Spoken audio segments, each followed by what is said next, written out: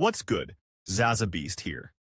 Today, we're breaking down every major kaiju in Kaiju number 8. From mindless yoju to numbered kaiju that can level entire nations. These aren't just monsters, they're evolutionary nightmares with unique abilities and threat ratings. Stay till the end to hear about the kaiju that turned an ordinary janitor into humanity's greatest hope, or its biggest threat. Let's dive in. Before we rank specific kaiju, let's talk about what makes a kaiju in this universe. In the world of Kaiju number 8, kaiju are monstrous creatures that emerged seemingly out of nowhere and began terrorizing humanity. They come in all shapes and sizes, but they all share one thing, a fortitude level. This is the measurement of how tough their hide is, how much damage they can tank, and ultimately how dangerous they are. Fortitude is measured on a scale, and it determines everything. A kaiju with Fortitude 6.0 can be taken down by standard Defense Force weapons. A kaiju with Fortitude 8.0 requires specialized suits and trained officers. But once you hit Fortitude 9.0 and above, you're in oh crap territory. These are kaiju that can shrug off artillery, regenerate from devastating injuries, and require the absolute best of the Defense Force to even stand a chance. There are two main categories, yoju and kaiju. Yoju are the smaller, more common kaiju. Think of them as foot soldiers. They're still deadly, but they're manageable. Numbered kaiju, though? These are the elites. Kaiju so dangerous they get official designations and are tracked by the Defense Force. Each numbered kaiju represents a potential extinction-level threat. The other critical thing to understand is core locations. Every kaiju has a core. Destroy it, and the kaiju dies. But finding that core, that's the hard part. Some cores are in the head, some in the chest, some are hidden in completely unexpected places. Miss the core, and you're just making the kaiju angry. Now that we understand the basics, let's start ranking these monsters.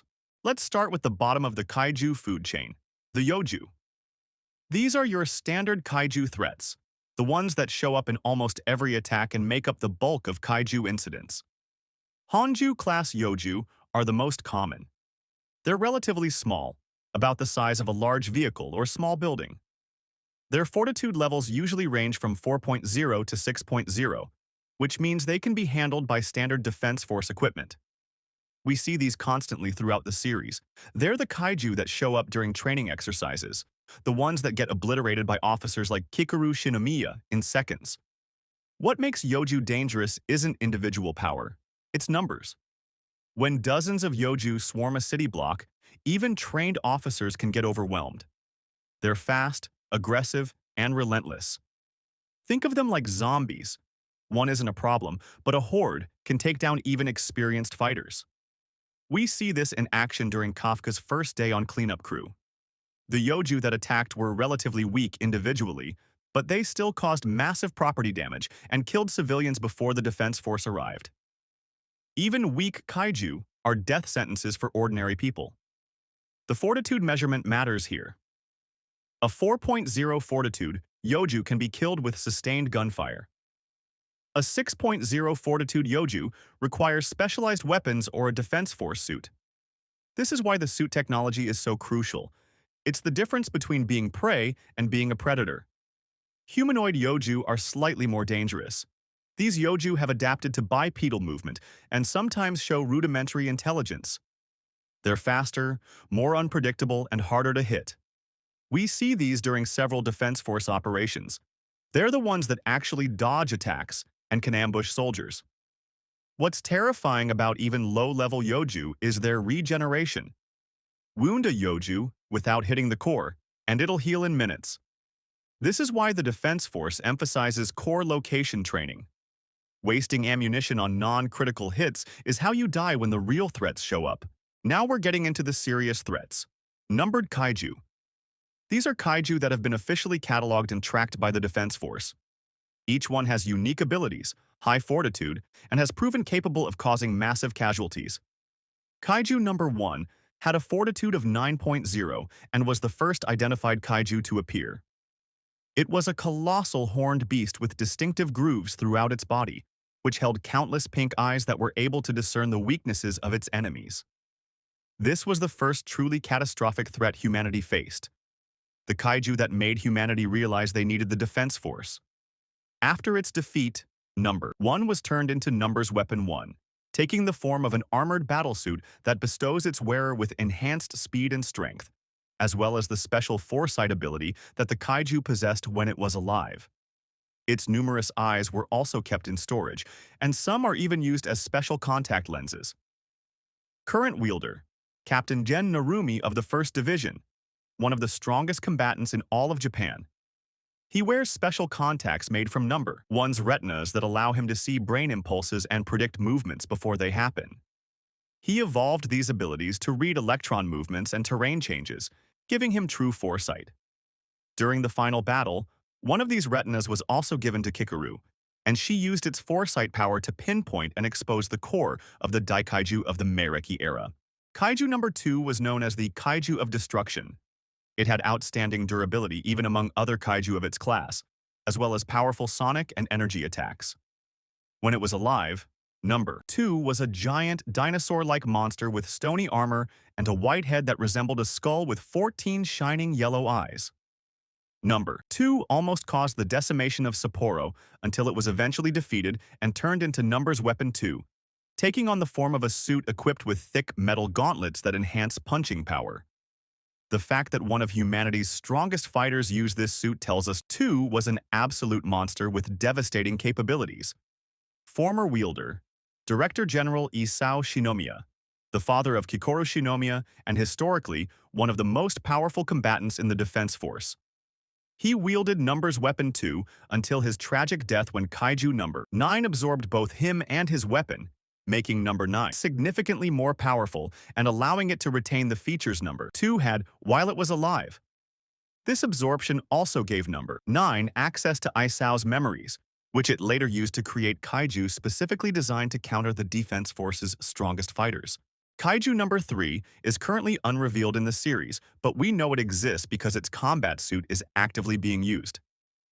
Based on the suit's capabilities, incredible speed and close-quarters combat specialization, we can infer that Number 3 was likely a speed-type kaiju with fortitude in the high 8.0 range. What makes Number 3's legacy interesting is how different it is from Number 2. Where Number 2 was all about raw power and devastating attacks, Number 3 was about getting in close and cutting things apart with precision. This tells us that numbered kaiju don't follow a pattern. Each one develops completely unique combat styles and abilities.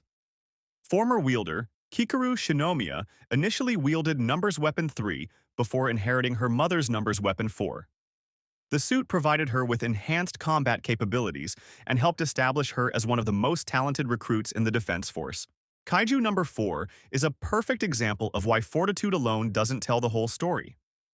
Number 4 had a measured fortitude of 8.9, just below the critical 9.0 threshold, but its ability made it far more dangerous than that number suggests.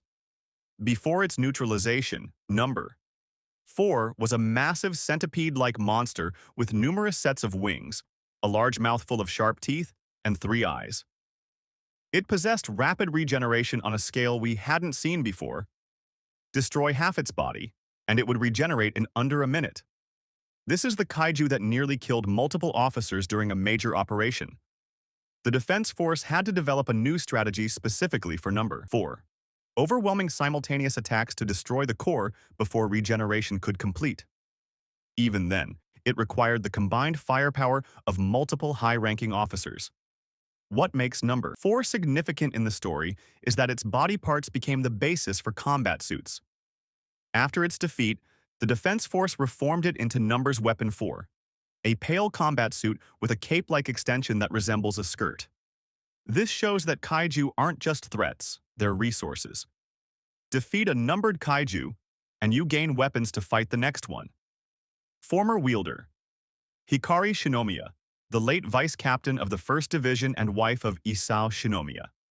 She was the original wielder until her death fighting Kaiju Number 6. Current wielder, Kikoru Shinomiya.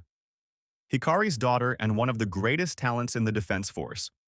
She inherited her mother's Number 4 suit during the Cataclysms arc, after Gen Narumi gifted it to her. As numbers weapon 4, it gives Kikaru extraordinary speed as well as the ability to form wings and fly. Kikaru has the highest recorded unleashed combat power as a recruit and uses a giant axe as her personal weapon alongside the suit.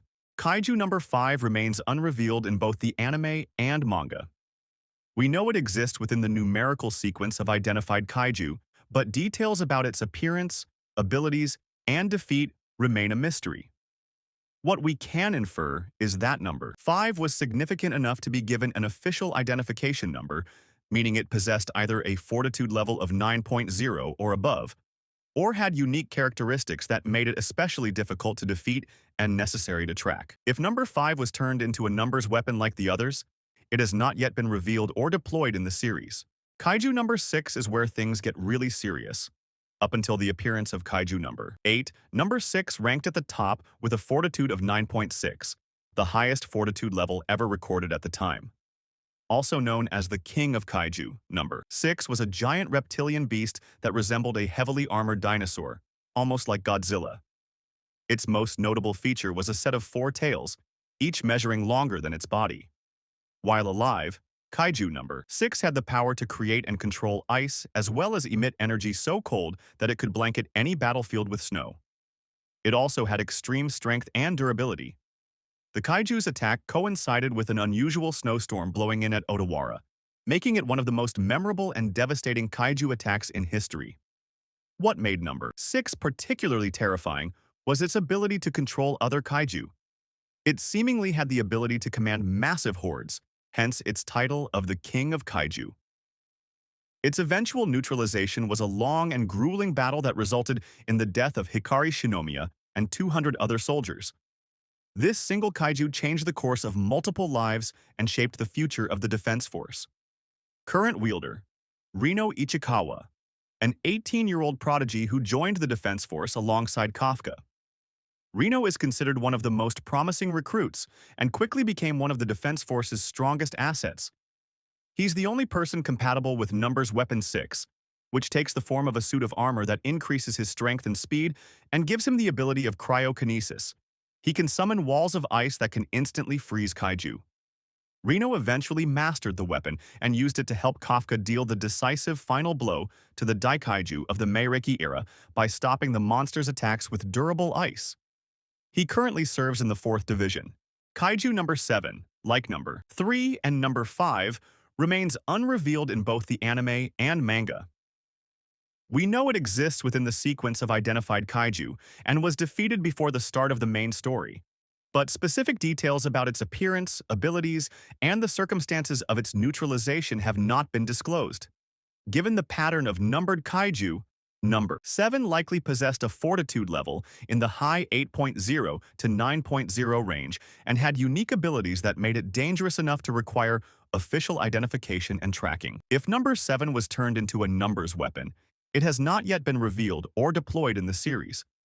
It's possible that not all numbered kaiju were successfully converted into weapons, or that the weapon exists but hasn't been introduced yet. But the monster apocalypse is far from over. The earth still trembles with untold threats. Ancient guardians still slumber in forgotten corners of the world. And some kaiju, well, some are just getting started. Join us in Part 2, where we'll dive deeper into the monsterverse and beyond, exploring the creatures that lurk in the shadows, the interdimensional invaders, and the titans that have yet to reveal their true power. Because in a world of kaiju, the rampage never truly ends.